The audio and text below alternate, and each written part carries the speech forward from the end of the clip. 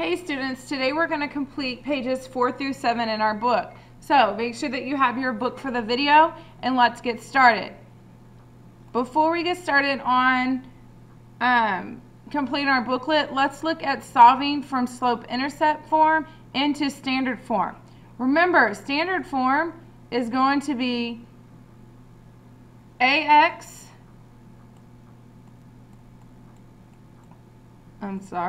plus BY equals C. Okay? And remember, X and Y are on the same side. So we have to move X over to the same side as Y. So the first step is to add or subtract your X. So we're going to subtract X from both sides. So we're going to subtract -3/4 X because it is a positive X. So we're going to subtract it on both sides. And then we're going to get -3/4 X plus Y equals 5. Okay, because we cannot combine these because they don't have the same last name. This has an X last name and this is a Y. So they're not the same. And this is a positive Y, so then we add Y. Okay, and then this cancels out. It makes 0, and then we bring down our 5. Now, remember, A cannot be negative, and A cannot be A, and A has to be a whole number. And remember, A is in front of your X. So, A is the number in front of X. And if we notice, A is both negative and it is a fraction. So, since it is negative, and since it's a fraction, we're going to have to multiply the whole entire problem. Now, because it's a negative, to make that a positive, we're going to multiply by another negative. Because a negative times a negative gives me a positive. Also, anytime you have a fraction, the number in the bottom is the number that you're going to multiply by. Because it's going to get rid of that fraction. So, and then we're going to distribute to all 3 terms. And that just messed up.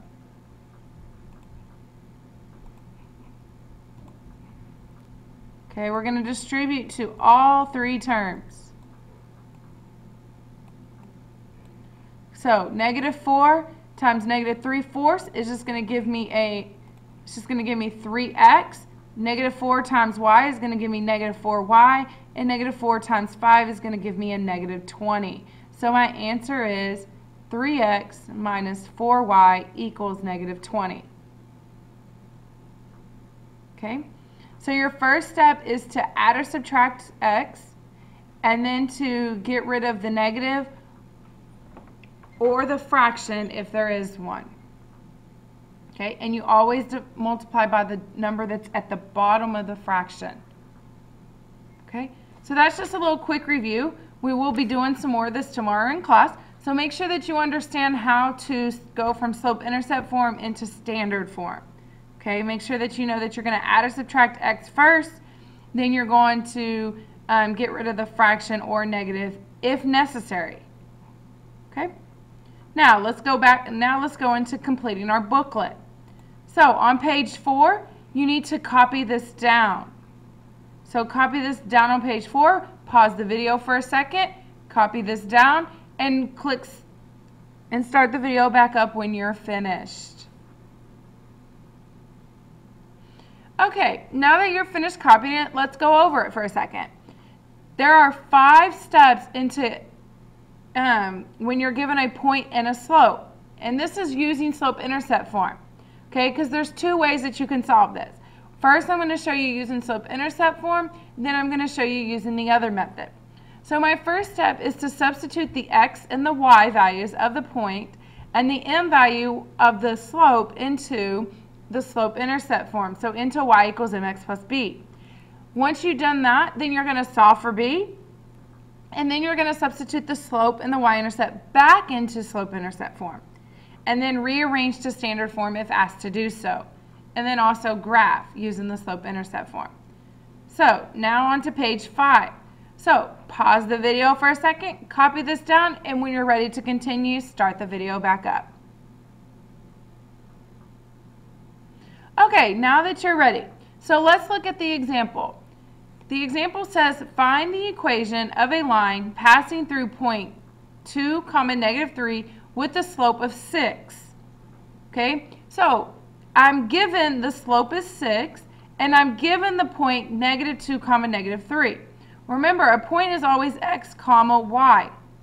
Okay, so I'm going to take this information and I'm going to substitute it in to y equals mx plus b. So my y value is -3, my m is 6, and my x is 2. I don't know b, so I leave b alone. I don't know it. That's what I'm looking for. Now I just solve to get b by itself. So 6 times 2 is 12. Then I'm going to try to get b by itself, 12. So I'm going to subtract 12 from both sides. And -3 minus 12 gives me -15. So I have my b, which is now -15.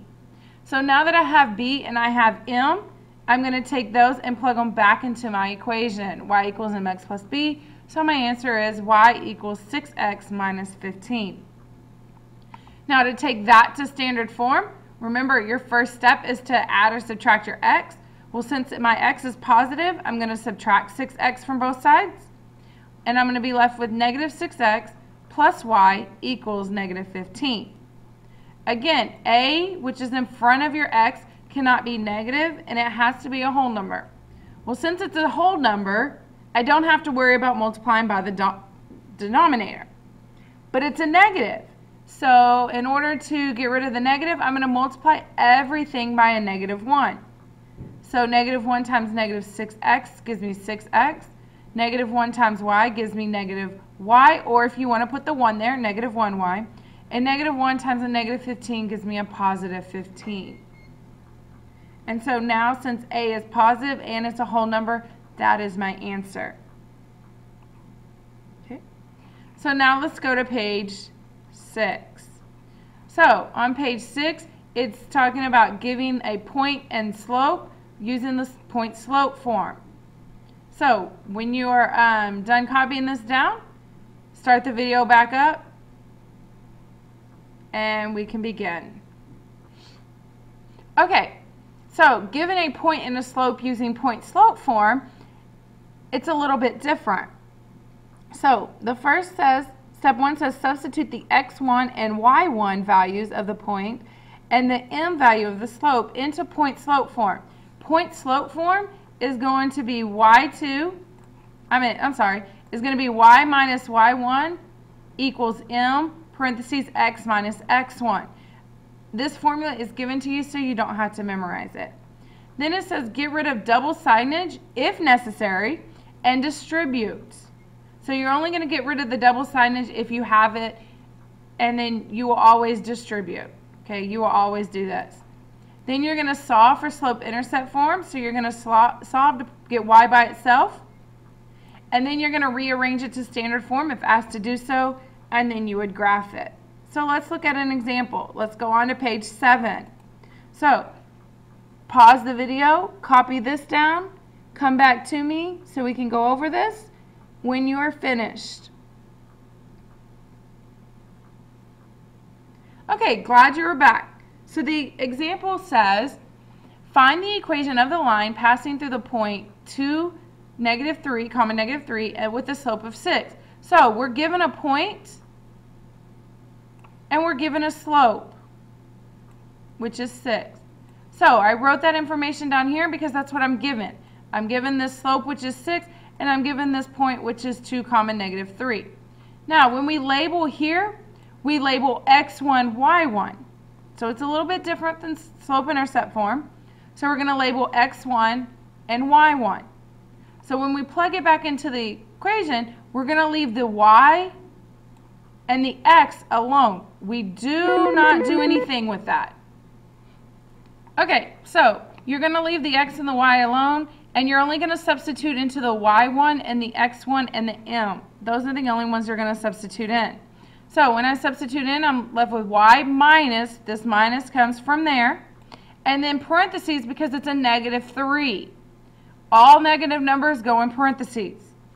So parentheses because it's a -3 equals 6 because that's my m, parentheses x minus, this minus comes from the equation, and then x1 was 2. So then 2, close parentheses. Now, because I have double signage right here, I have two negatives next to each other, I have to turn that into a positive. So it's y plus 3 equals, and then I distribute over here because I have parentheses, so we're going to distribute. 6 times x is 6x. 6 times negative 2 is a negative 12. Now, I have to get it into y equals slope-intercept form. So what's stopping y from being by itself is this positive 3, so I'm going to subtract 3 on both sides. And that's going to cancel this out, and so I'm left with just my y equals, and the negative 3 is just like the negative 12, so it goes under there, and so I'm left with 6x minus 15. So that is my answer for slope-intercept form. Okay, so you take point-slope form and you have to turn it into slope-intercept form. Now we take slope-intercept form and we put it into standard form. So that again is going to put x and y on the same side. Because remember, it's ax plus by equals c. So I'm going to move my x first. Because it is a positive 6x, I'm going to subtract 6x from both sides. And so I have negative 6x plus y, because this is a positive y, equals, and then this is a negative 15, so minus 15, or negative 15. Now, again, a has to be positive and it has to be a whole number. Since it's positive, since it's a whole number, we don't have to do anything with the fraction, but it's negative. So I'm going to have to just multiply everything by a negative 1. I know multiply all three terms. So negative 1 times negative 6 is positive 6x. Negative 1 times y is negative y. If you want to put that 1 there, you may. And negative 1 times negative 15 is a positive 15. So that was my answer. And how do I know that's my answer? Because a is positive and a is a whole number. Okay? Okay, that is all that you're going to complete in your book tonight. If there is something that you're still kind of confused on, please go back and revisit it. Make sure you have your book filled out. Please don't skip any of these steps. Write everything down just how I have it, because everything is important. I don't write unnecessary stuff. So make sure that you write everything down. Have a great day. Tomorrow you will be doing frames and you will be going on dates. So be ready to have fun and do this in class. Adios.